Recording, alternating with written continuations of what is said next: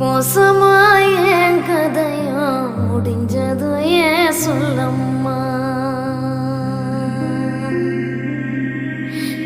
பாசத்துல உன் வயத்தில்